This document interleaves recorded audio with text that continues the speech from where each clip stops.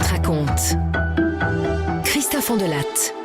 Un crime très ordinaire aujourd'hui. Et pour moi, c'est le plus passionnant des crimes. Parce que c'est celui auquel on peut s'identifier. Vous verrez. Voici l'enquête sur l'assassinat de Jean-Luc Thiébaut en 2014 en Haute-Savoie. Je débrieferai cette histoire tout à l'heure avec maître Anna-Bélène Iglesias du barreau d'Aix-en-Provence. J'ai écrit cette histoire avec Thomas Audouard, réalisation Céline Lebras. Europe 1, Christophe Delatte.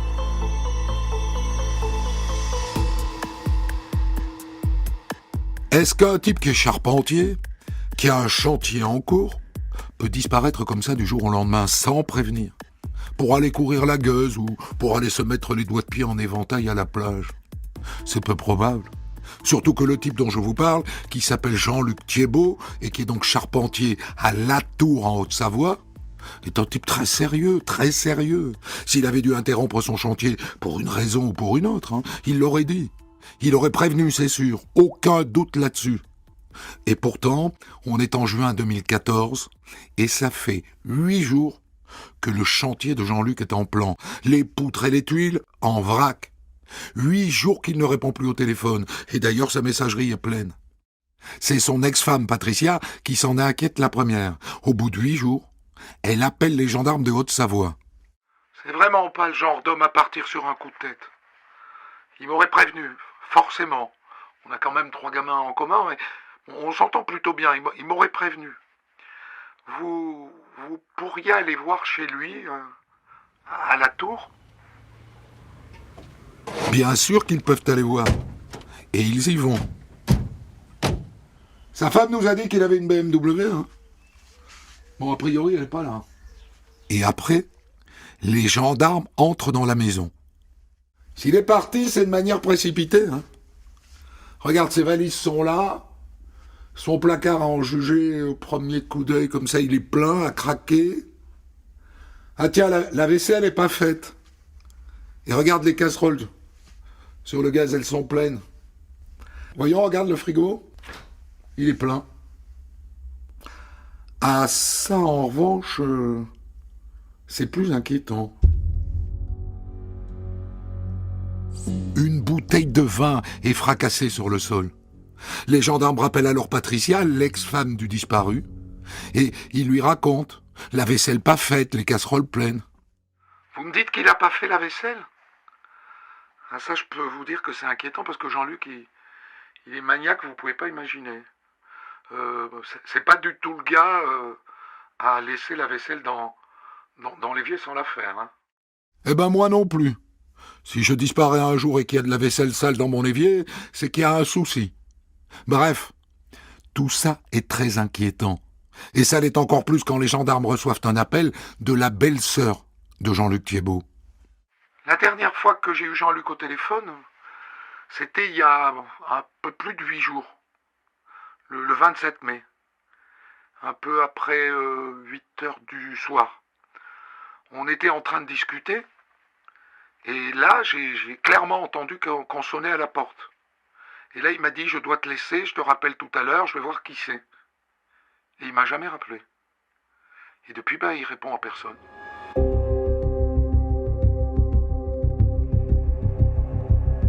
Le procureur ouvre immédiatement une enquête pour disparition inquiétante et il la confie à la brigade de recherche de Bonneville, en Haute-Savoie, qui commence par faire l'entourage, comme on dit. C'est-à-dire à interroger les amis, les copains, les proches, quoi. À votre avis, il a pu être enlevé, il pourrait être séquestré quelque part? Jean-Luc? Oh non, je crois pas. Enfin, si vous le voyez, c'est une montagne de muscles, le mec. C'est un gars qui passe la journée sur les toits avec l'étude sur l'épaule, vous voyez le genre. C'est pas du tout le genre à se laisser emmerder. C'est pour ça, moi, que... Franchement, ça m'inquiète beaucoup, sa disparition. Et puis c'est un biker. Il a une Harley Davidson, vous voyez le genre. Tatoué, les gros biscottos, tout ça, quoi. Est-ce que c'est un bagarreur? Oh non. Il aurait les moyens, Mais derrière son physique de nounours, c'est un type super doux, super gentil. Une crème de bonhomme. Pour vous dire, il joue du saxophone. C'est pas banal, pour un charpentier. Effectivement.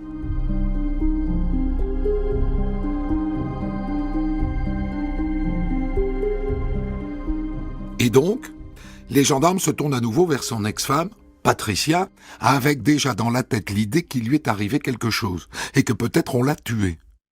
Vous lui connaissez des ennemis à votre ex-mari, madame? Franchement? Oui. Oui, un gars qui s'appelle José. Quand on était jeunes mariés, il y a une vingtaine d'années, on a pas mal sympathisé avec lui et sa femme Fabienne. Ils habitaient pas loin de chez nous, à 4 kilomètres à Saint-Jean-de-Tholomée. José, il est dans l'horlogerie, en Suisse. Bref, on se voyait beaucoup.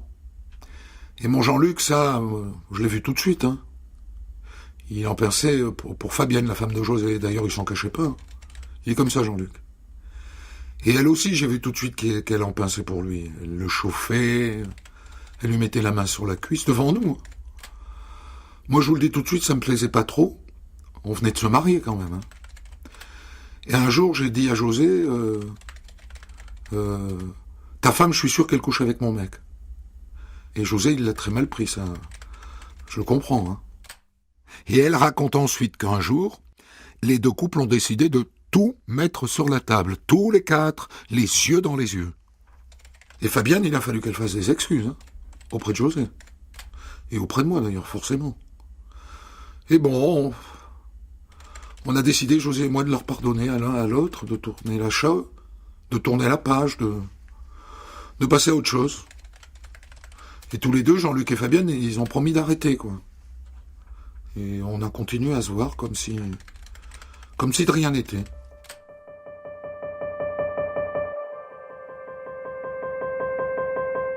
D'accord. Mais tout ça, c'était il y a 20 ans. Est-ce qu'on peut imaginer que José, 20 ans après, ayant gardé de la rancune pour celui qui l'avait fait cocu, vienne s'en prendre à Jean-Luc? Moi, je veux bien. Mais c'est improbable. Sauf que juste après la réconciliation, Patricia raconte qu'il y a eu un incident le jour où José et Fabienne ont décidé de se marier. On a été invités au mariage, bien sûr, Jean-Luc et moi. Et alors, au moment de la jarretière, Jean-Luc, il a dit « Je veux la jarretière de Fabienne, je la veux absolument. » Bon, c'était gênant pour moi. Et pour José. Et d'ailleurs, pour tous les gens qui étaient là, c'était super gênant. Mais lui, il s'est pas démonté. Il est allé jusqu'au bout, il a remporté l'enchère, et il est allé chercher la jarretière de Fabienne avec ses dents sous sa robe de mariée.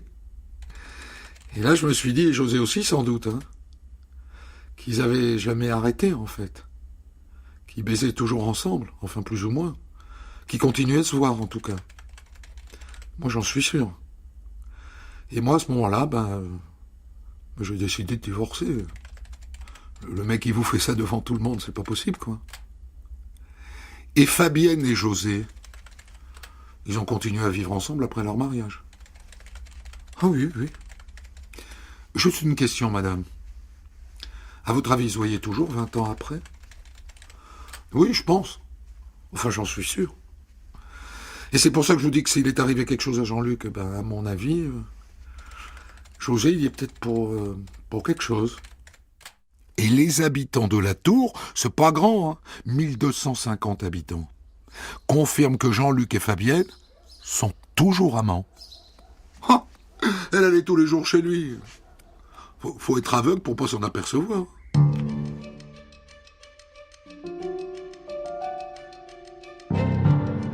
Je ne sais pas ce que vous en pensez. Mais là, ça commence à devenir vraiment intéressant. Surtout que les gendarmes découvrent que ces derniers temps, José a écrit à Jean-Luc des messages assez fleuris. Connard! Enfoiré! Fils de pute! Et à ce moment-là, les gens du village racontent que José a commencé à leur dire des trucs inquiétants. Ah, moi, il m'a dit un jour, je vais le buter, hein, Jean-Luc. Et il me l'a dit, hein, devant moi. Le buter? Décidément, ça commence à devenir une piste très intéressante. Le mari cocu qui règle son compte à l'amant de sa femme. C'est un classique. Un crime passionnel, comme on dit.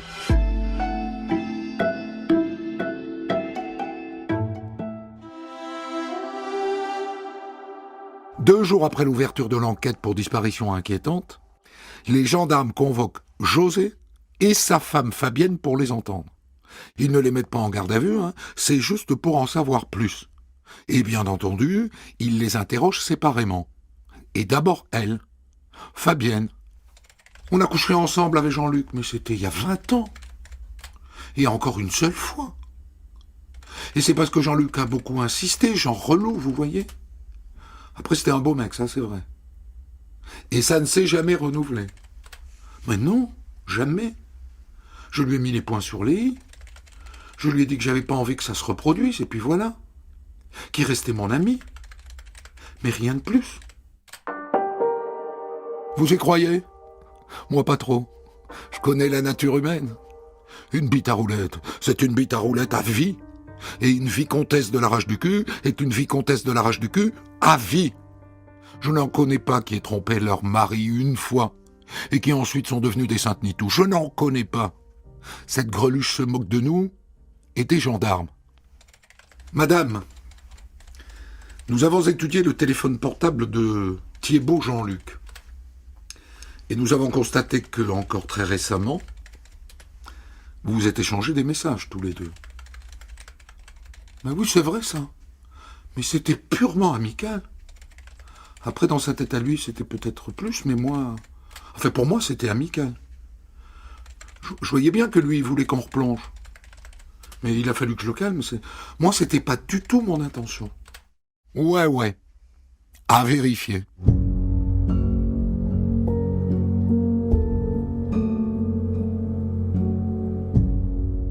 Et lui, José, comment est-ce qu'il se dépatouille avec tout ça face aux gendarmes? Eh bien, lui aussi, il nous prend pour des saintes nitouches. Ouais, ma femme, elle a couché avec Jean-Luc il y a 20 ans. Et à l'époque, Fabienne me l'a avoué. Et on s'en est expliqué avec Jean-Luc et sa femme à l'époque, Patricia. Et j'ai décidé de passer l'éponge en lui disant, évidemment, c'est la dernière fois. Je lui ai pardonné. Mais ça peut arriver des incartades dans un couple. Je sais que ça, c'est raison que la raison ignore, mais ça voulait pas dire qu'on s'aimait pas, Fabienne et moi. Et donc on a décidé de tourner la page et de tout reprendre. Et depuis, ça va, quoi. Vous êtes en train de me dire que votre femme et Thiébaut Jean-Luc, depuis, n'ont jamais remis ça? Exactement. Enfin, oui, j'en suis sûr. Je vais vous dire, monsieur, que nous avons des doutes là-dessus. Ah bon? Des gens du village nous ont rapporté que vous aviez récemment proféré des menaces à l'égard de Thiébaut Jean-Luc. Et pour être clair, des menaces de mort. Vous auriez dit « je vais le buter ». Ah, mais c'était juste de paroles en l'air, ça. Rien de sérieux, franchement. D'accord, mais sur quoi se fondaient ces paroles, monsieur? On s'est fâché avec Jean-Luc au mois de mai de cette année. Ma femme m'avait avoué qu'elle avait revu Jean-Luc et qu'elle le revoyait depuis le mois de février. J'ai gueulé, c'est normal. Je me suis mis en colère, mais j'ai menacé personne. Ni lui, ni ma femme. Donc, le type dit qu'il est certain que sa femme ne couche plus avec Jean-Luc Thiébaut, mais quand même, il y a un mois, il s'est énervé parce qu'il savait qu'ils se revoyaient. Il nous prend pour un jambon de Savoie, celui-là.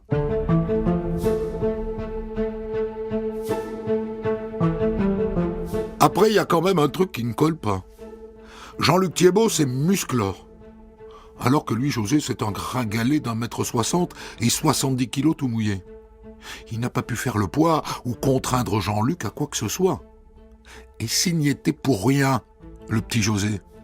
La piste du mari cocu est séduisante, mais à ce stade, les gendarmes se disent qu'il faudrait peut-être chercher d'autres pistes. Ou peut-être pas de piste du tout. Parce que Fabienne vient de leur en apprendre une bien bonne. Vous me dites que Jean-Luc, il a disparu.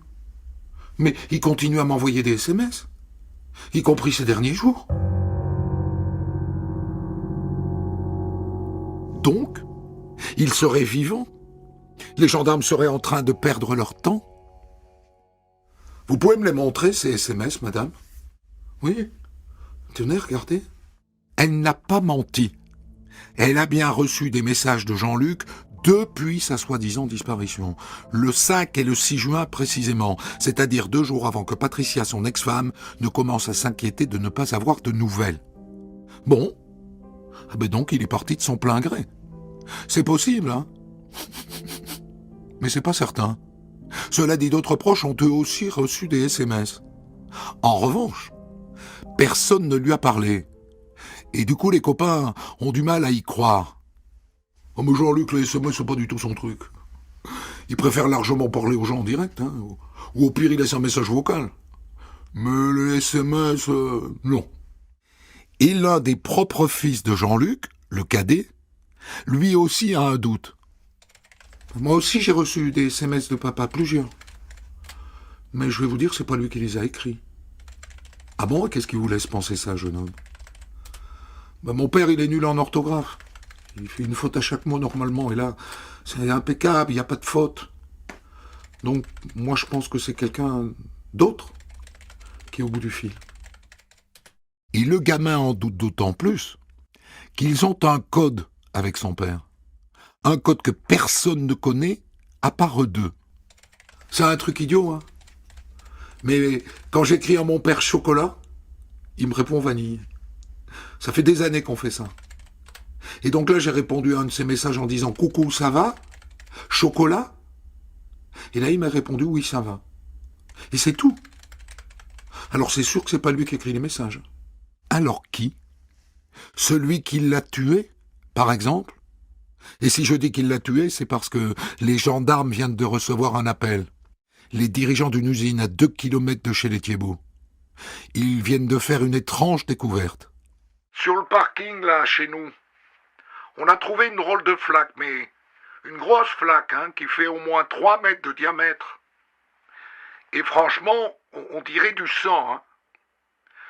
Vous devriez venir voir. Et quand les gendarmes arrivent sur place, ils constatent que c'est du sang, effectivement.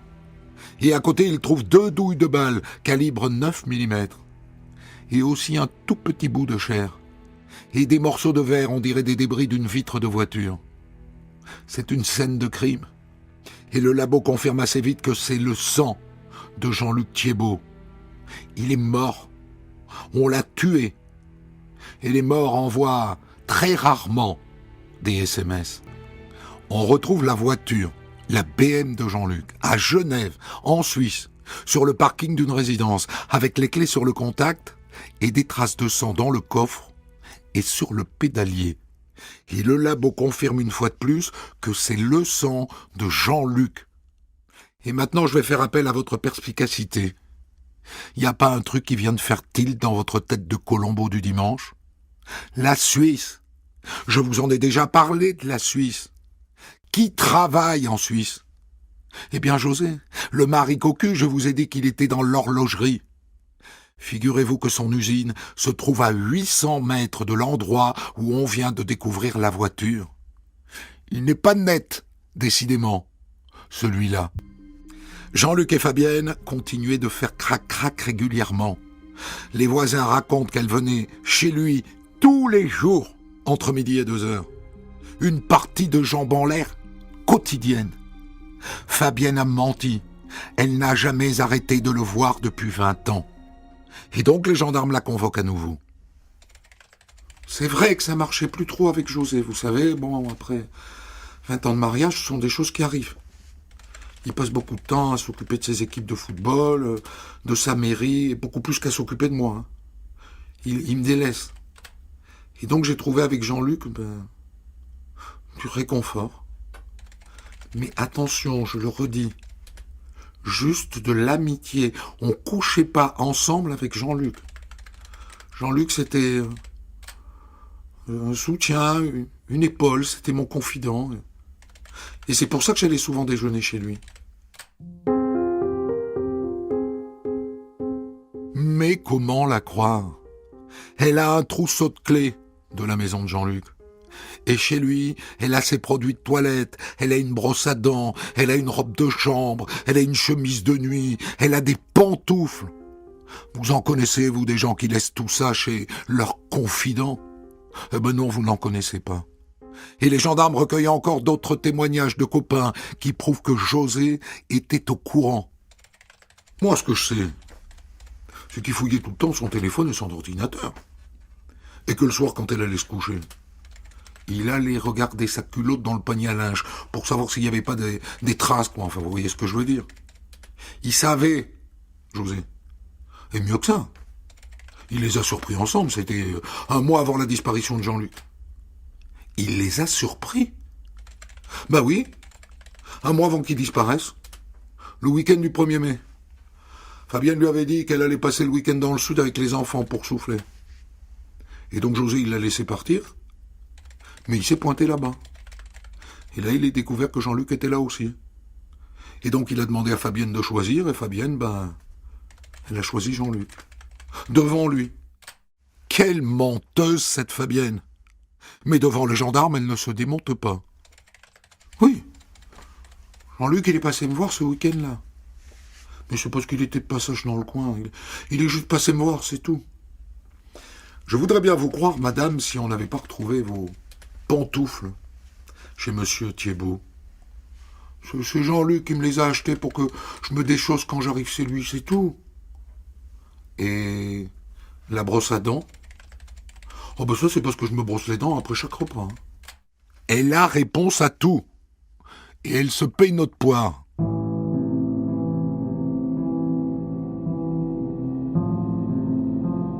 Et donc, les gendarmes se penchent sérieusement sur la téléphonie du copain José.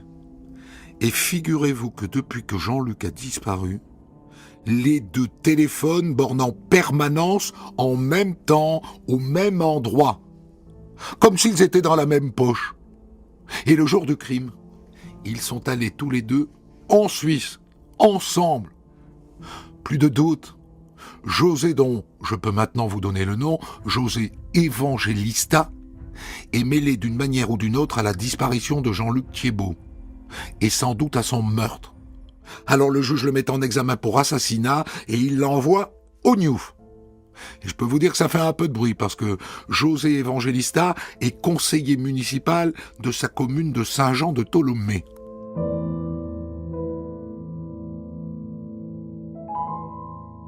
Mais vous noterez qu'on n'a toujours pas de corps. Alors, les gendarmes vont chez José Evangelista avec un chien renifleur de cadavres. Et le chien se met immédiatement à frétiller de la queue. Et il prend la direction d'un bois tout à côté de chez Evangelista. Et au bout de 300 mètres, il s'arrête. À l'endroit où le clébard s'est arrêté, il y a un tout petit bout de tissu qui dépasse. Les gendarmes se mettent à creuser pas longtemps. Et à peu près 70 cm de profondeur, ils tombent sur le cadavre de Jean-Luc Thiebaud. Et l'autopsie confirme qu'il a été abattu de 2 balles de 9 mm.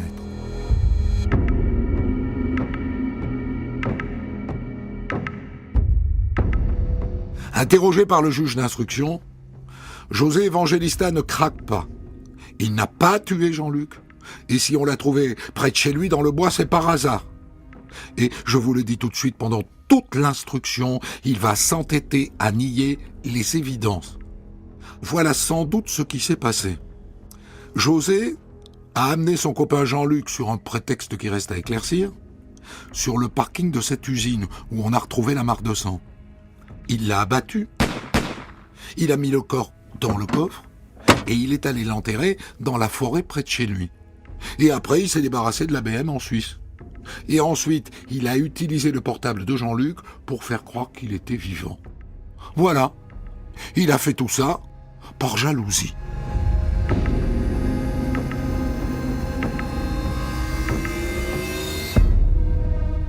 Le procès de José Evangelista s'ouvre en novembre 2016 devant la cour d'assises d'Annecy. Lui, José, à cet événement, nie tout en bloc. C'est pas moi qui l'ai tué. Je vous dis que c'est pas moi. Et sa femme Fabienne s'évertue elle aussi à nier les évidences.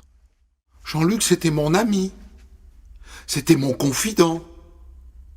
Mais c'était pas mon amant, pas du tout. Mais le dossier d'enquête est accablant.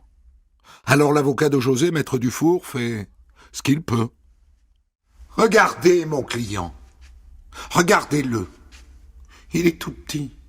Il est tout maigre. Et la victime était un gaillard. Il n'a pas pu commettre ce crime tout seul. Il y a une piste qui n'a jamais été explorée. La piste d'un complice, Mon client est peut-être là sur les lieux du crime, mais il y a un autre homme. Et peut-être que c'est cet autre homme qui tue.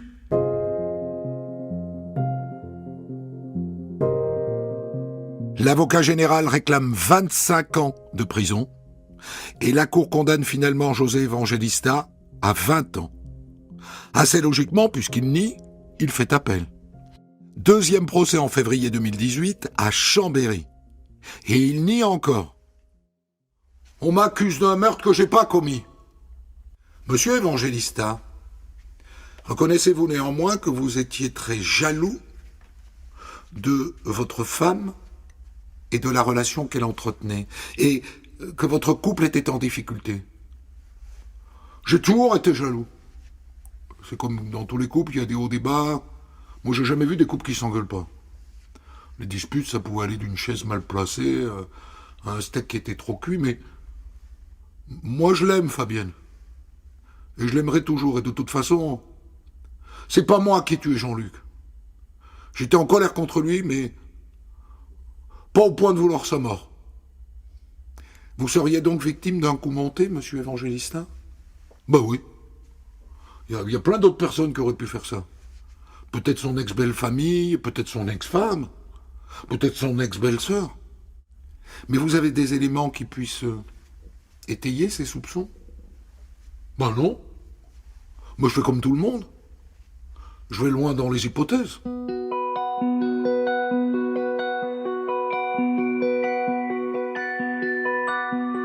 Et il a eu tort de faire appel. Parce que cette fois, il prend 3 ans de plus, 23 ans de réclusion criminelle. Et ses avocats annoncent qu'il va continuer à se battre pour faire valoir son innocence.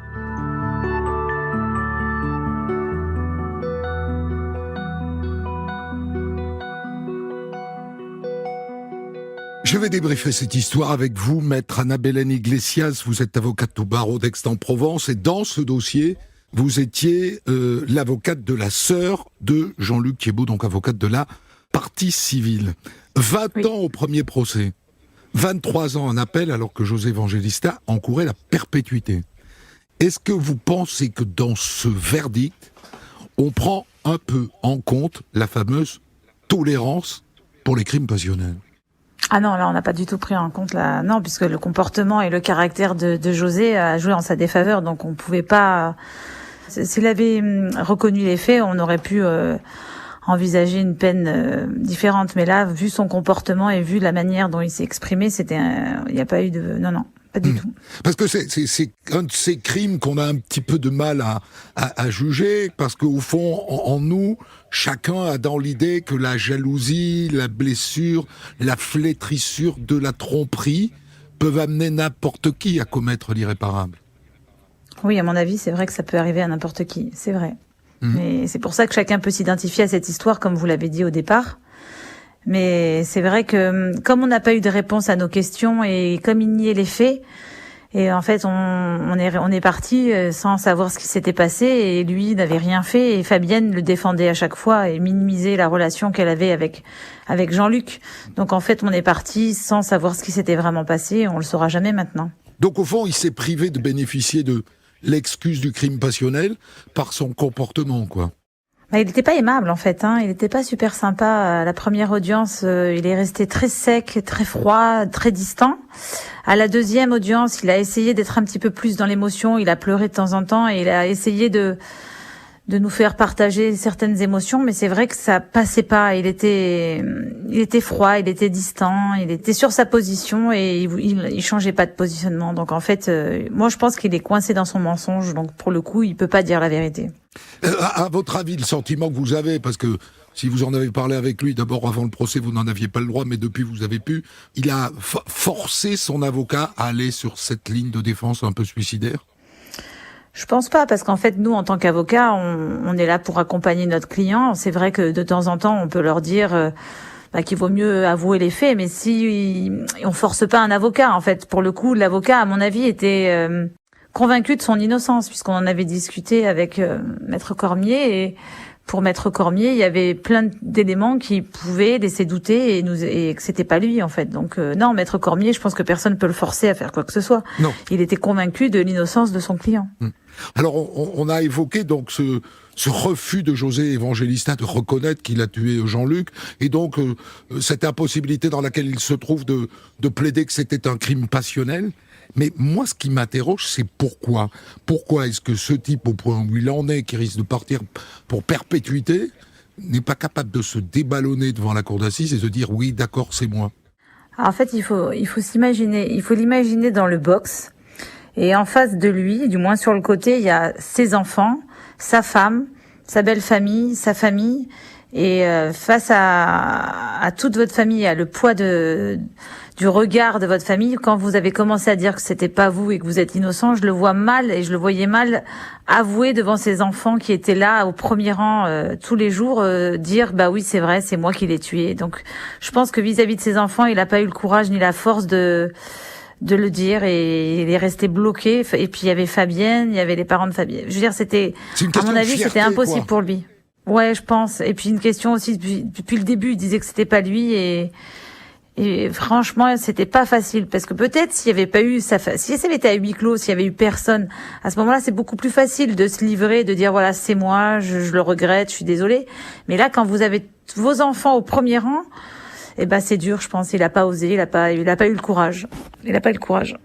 D'autant plus que il commet tout un tas d'erreurs, c'est-à-dire que je ne sais pas si une minute il a imaginé qu'il avait fait le crime parfait, mais il s'est planté d'un bout à l'autre, il n'écoute pas assez On de la te raconte, il regarde pas assez les séries policières à la télé, il se fait avoir par son portable, ce qui est quand même d'une immense naïveté. Il sait bien qu'avoir le portable de l'accusé dans la poche, on en parle dans tous les numéros des experts sur TF1, c'est signer qu'on s'est déplacé d'un point A à un point B.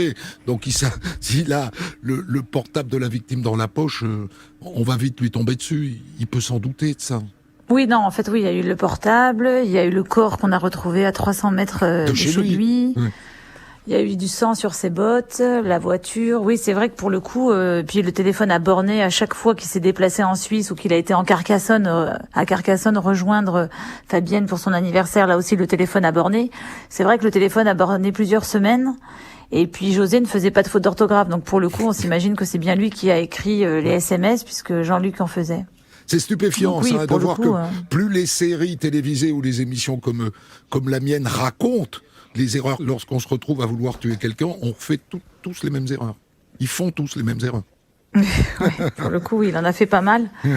Et c'est vrai qu'on a retrouvé la puce dans sa voiture, même s'il dit que c'est pas lui, que c'était un des enfants du foot qui a dû la laisser là. Pour le coup, on a du mal à y croire. Alors Fabienne, parlons de Fabienne. J'avoue qu'à un moment de mon histoire, quand je l'ai écrite, là, à partir du texte que Thomas Audouard m'a donné, je me suis dit, elle n'est pas nette, Fabienne. Est-ce qu'elle savait, selon vous, que José avait tué Jean-Luc ? Non, je pense pas. Elle sait pas ? Non. Au début, nous aussi, ça nous a effleuré. On s'est dit qu'elle était peut-être de connivence. Mais je pense pas. Non, je pense qu'elle le savait pas parce que quand on a lu les déclarations qu'elle a fait au début quand elle a été entendue les premières fois, si elle avait su que c'était son mari, elle aurait pas un petit peu enfoncé, parce qu'au début elle l'a un peu enfoncé dans ses premières auditions, et quand on recherchait Jean-Luc, et pour le coup elle a dit certaines choses qui se sont retournées ensuite par la suite sur José. Donc pour le coup non, à mon avis non, elle le savait pas. Et pourquoi est-ce qu'elle s'entête à dire qu'elle n'était pas la maîtresse de Jean-Luc ? Parce que c'est pareil, elle est mariée depuis 35 ans avec José, elle a eu une relation extra-conjugale juste avant de se marier avec Jean-Luc, et tout le monde savait qu'elle retournait voir Jean-Luc pour déjeuner le midi, qu'elle passait beaucoup de temps avec lui. Donc c'est pareil, devant son mari qui est là en train de dire non, je l'ai pas tué, ses enfants derrière et sa famille, dire oui, j'étais avec Jean-Luc et j'avais même prévu de m'installer avec lui en septembre. C'était impossible, donc forcément, elle s'est bornée à dire non, on était juste amis, il se passait rien, on déjeunait ensemble, c'était un ami, un confident, c'est tout. Mais c'est pareil, elle est pas donc, très psychologue. Donc en fait, c'est pareil, c'était pas crédible. Ouais, c'était pas crédible, elle aurait dû comprendre que, puisque tout le village était au courant, c'était absolument vain de nier l'existence de cette relation. Et puis on n'est pas en 1960, nom de Dieu. Elle est devant la cour d'assises en 2014 et 2016, on peut quand même reconnaître qu'on trompe son mari devant tout le monde. Ah bah non, là elle s'est bornée à dire que c'était pas vrai et c'était peut-être juste embrassé, mais c'est tout. Non, il y avait rien. Pour elle, il y avait rien du tout. Ouais. Le coup des chaussons, il m'a acheté les chaussons, c'est juste pour que je Oui. salisse pas chez lui. Ouais. Et une robe de chambre aussi, et une brosse à dents. Hein. Elle avait une robe de chambre chez lui aussi. Ouais. Et alors, au procès, elle est là, dans son camp, dans le camp de José, Exact. qui a donc tué, on peut dire, l'amour de sa vie. Ça ressort pas. Je pense que c'était l'amour de Jean-Luc, peut-être l'amour de la vie de Jean-Luc, mais pas le sien. Je pense pas. Elle était assez froide. Non. Jean-Luc, oui, devait être très amoureux de cette femme, ça c'est sûr. Mais elle, non, je pense pas. Non, sinon elle l'a bien caché. Alors, ça nous amène à parler de Jean-Luc. Bon, Jean-Luc, c'est un mari infidèle, il y en a des milliers, des centaines de milliers. Le sujet n'est pas là. Non, je pense pas. Je pense pas que Jean-Luc était infidèle. Hein. Non. Ah bon? Non, il était pas. Non, il était amoureux. Non, parce qu'en fait, pour le coup, c'est ce qu'elle a voulu faire croire Fabienne à l'audience en disant que c'était un homme à femme et qu'il était tout le temps Avec des entouré de femmes. Mais quand il était marié avec sa première épouse, il n'était pas infidèle. Non, c'est pas ressorti du procès. Hein. Non, c'est juste que il était toujours amoureux de Fabienne, peut-être. Mais je veux dire, c'était voilà, il y avait Fabienne dans leur couple depuis le début, qui avait été là. Mais c'était pas un homme pour sa première épouse et la mère de ses enfants, non. Alors, c'était pas Jean-Luc, il est amoureux de Fabienne. Donc lui, il a divorcé de Patricia pour se rendre disponible. Fabienne, elle peut pas se rendre disponible, elle peut pas divorcer, c'est tellement simple, plutôt que laisser son mari aller tuer son amant. C'est vrai, mais pour elle, non, ça l'était pas. À mon avis, il y a les enfants qui devaient être jeunes, il y a la maison, il y a son agence de voyage. Je pense que, puis peut-être qu'elle avait peur un peu de José et de sa réaction, donc je pense que non, elle avait pas forcément eu envie. Elle allait déménager, elle allait peut-être venir vivre chez Jean-Luc en septembre, c'est ce qui ressort des débats. Mais divorcer, elle l'avait envisagé, mais je pense qu'elle n'était pas encore prête. Vous défendiez, par exemple, vous, les intérêts de la sœur de Jean-Luc. Elle savait, elle, la réalité de cette relation extra-conjugale? Non, parce qu'elle habite sur Aix-en-Provence, donc pour le coup, non, elle, non. Mais tout ce qui est ceux qui habitaient dans la région ou qui parlaient très très souvent à Jean-Luc, oui. Merci beaucoup, Annabelle Iglesias, du barreau d'Aix-en-Provence, d'avoir débriefé cette histoire avec moi. Des centaines d'histoires disponibles sur vos plateformes d'écoute et sur europe1.fr.